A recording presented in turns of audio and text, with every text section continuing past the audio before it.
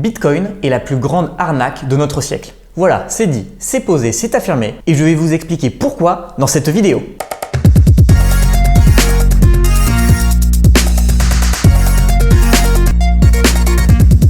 Bonjour à tous, j'espère que vous allez super bien. En même temps, le marché prête plutôt à sourire en ce moment, il y a comme des airs de 2017. Ça fait vraiment plaisir et je sais que bon nombre d'entre vous avaient hâte qu'on retourne à cet état de marché. Mais alors que le Bitcoin s'envole de nouveau, les critiques contre ce dernier reviennent à la charge. Que ce soit par des vidéos, des articles ou même par des interventions sur des plateaux télé ou dans les journaux, Bitcoin est de plus en plus critiqué comme étant l'arnaque du siècle. Cela ne repose que sur du vent, cela finance le terrorisme, aucune banque, aucun État ne garantit cette crypto-monnaie. Cela est 100% virtuel, on ne connaît pas son créateur, d'ailleurs tout un mystère est autour de cela, comme s'il y avait quelque chose de mystique à propos de Bitcoin. Ce sont autant de critiques qui sont faites au propos de la crypto-monnaie reine, cela ne repose que sur du vent. Ce n'est qu'une grande bulle, comme au moment de la bulle des tulipes. Ce sont autant d'arguments qui sont utilisés pour attaquer Bitcoin. D'ailleurs, on avait déjà répondu à l'argument de la bulle des tulipes dans une précédente vidéo que je vous invite à aller voir si ce n'est pas encore fait. Mais au final, est-ce que Bitcoin est réellement une arnaque ou est-ce que l'arnaque ne serait-elle pas autre part? C'est ce que nous allons essayer de voir tout de suite. Bitcoin est souvent décrit comme la plus grande arnaque de notre siècle. Imaginez, une monnaie qui n'est émise ni par un État,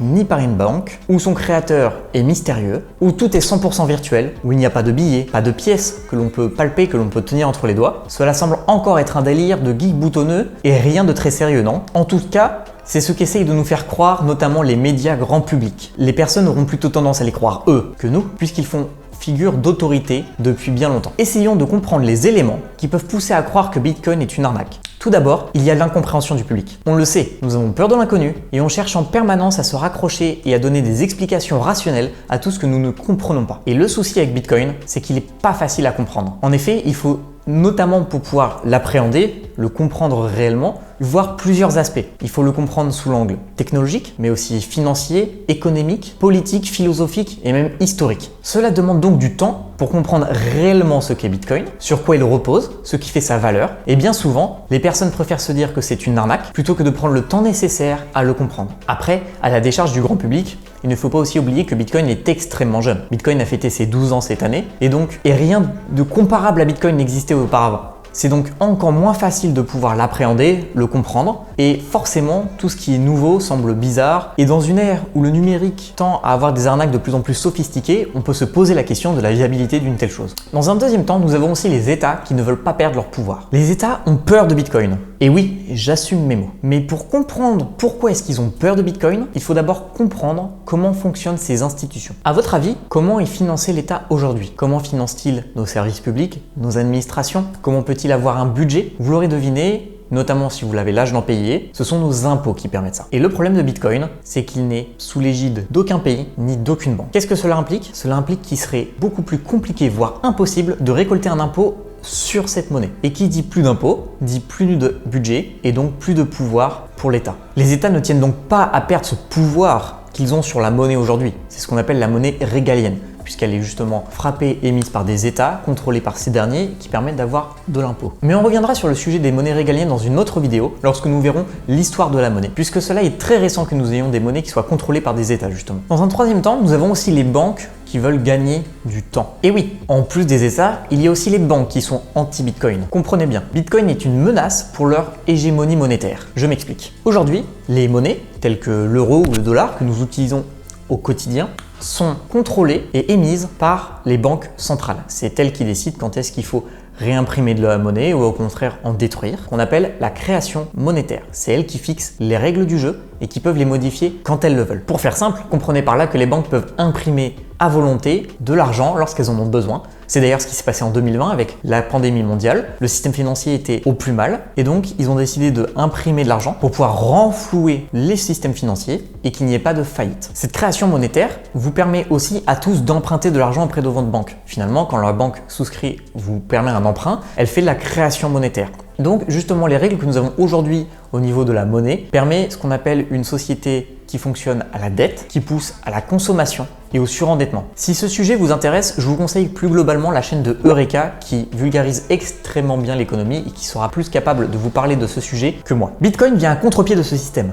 En effet, sa création monétaire est claire. Il y aura 21 millions de bitcoins et pas plus. Cela implique pas d'inflation, pas d'endettement et pas d'incitation à la consommation. Les banques voient donc d'un mauvais œil l'arrivée de ce concurrent sur lequel elles n'ont aucun pouvoir de par sa décentralisation. Par la même occasion, elles cherchent aussi simplement à gagner du temps. Pourquoi ? Pour se préparer au mieux à un monde où les crypto-monnaies seraient acceptées par le grand public. Et croyez-moi, cela pourrait arriver bien plus vite qu'on ne le pense. Maintenant, on comprend désormais beaucoup mieux pourquoi Bitcoin est vu comme une arnaque, que ce soit par incompréhension du sujet ou par peur de ce dernier. Vous vous en doutez, Bitcoin n'est pas cette gigantesque arnaque qu'on essaye de nous vendre. C'est juste une autre possibilité, une autre réponse à un système financier qui aujourd'hui se permet de changer les règles selon ce qui lui semble bon d'ailleurs pour lui plus que pour la population. D'ailleurs, le monde commence à ouvrir les yeux petit à petit sur ce que peut apporter une proposition comme Bitcoin avec une création monétaire qui est saine et des règles qui sont simples et transparentes. Et ce changement de mentalité, on peut le constater avec plusieurs points. Premier point,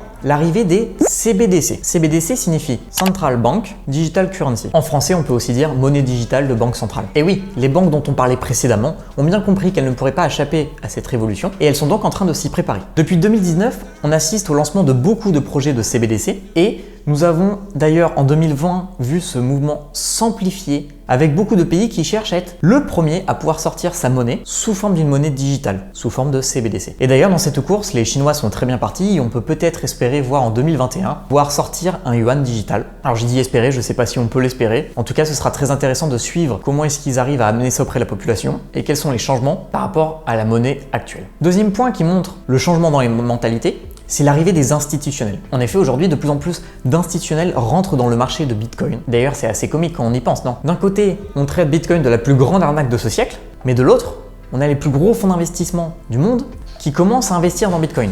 Serait-il assez stupide pour investir dans une arnaque ? Je vous laisse réfléchir à cela. Enfin, troisième point qui montre ce changement de mentalité, ce sont les entreprises. En effet, les grandes entreprises commencent à s'intéresser aux crypto-monnaies et plus particulièrement à Bitcoin. Par exemple, on peut citer Microsoft qui est en train de développer une identité décentralisée basée sur le protocole Bitcoin. PayPal qui va proposer à tous ses clients de pouvoir acheter du Bitcoin très facilement. Jack Dorsey, le fondateur de Twitter, qui a lancé Square et qui, justement au travers de cette dernière, propose des outils pour les développeurs afin de développer des applications sur Bitcoin. Mais on peut aussi citer MicroStrategy qui investit de plus en plus de sa trésorerie en Bitcoin pour se protéger d'une baisse potentielle du dollar. Ainsi, Bitcoin est vu, selon les entreprises, comme un outil pour développer des applications, un moyen d'échange ou encore une valeur refuge. Mais alors, Bitcoin, est-ce que c'est une gigantesque arnaque ? Eh bien, si vous êtes une banque, je peux comprendre que vous vouliez le faire croire aux autres. Et malheureusement, c'est ce discours qui est repris massivement par les médias grand public. L'ironie voudrait aussi que ceux qui auront loupé le train Bitcoin le verront plutôt comme une arnaque, plutôt que d'assumer qu'ils ont loupé peut-être l'opportunité d'une vie. Et encore, s'ils acceptaient de se remettre en question, peut-être qu'ils se rendraient compte que le train n'est peut-être pas encore parti et qu'il y a encore beaucoup de choses à faire avec Bitcoin. Pour en revenir une dernière fois au titre, est-ce que Bitcoin est une gigantesque arnaque ? Évidemment que non. C'est même une des révolutions les plus importantes de ces dernières années, voire de ces dernières décennies. Certains comparent même la révolution Bitcoin à la révolution Internet, qui serait de la même importance. Sur cette chaîne, sur Cryptodidacte, c'est d'ailleurs ce qu'on va essayer à découvrir ensemble. On va essayer d'apprendre et de comprendre cette révolution Bitcoin. L'objectif est de découvrir tout ce qu'il y a à voir sur un écosystème en pleine ébullition et qui promet de très belles choses pour les années à venir. Pour ne louper aucun des contenus à venir, abonnez-vous et activez la cloche. Vous pouvez aussi mettre un pouce bleu et partager la vidéo. N'hésitez pas non plus à laisser un commentaire. D'ailleurs, si vous avez des questions, posez-les et comme ça on pourra y répondre dans les prochaines vidéos qui sortiront sur la chaîne. En attendant, je vous souhaite une excellente fin de journée et à très bientôt pour une nouvelle vidéo consacrée à Bitcoin.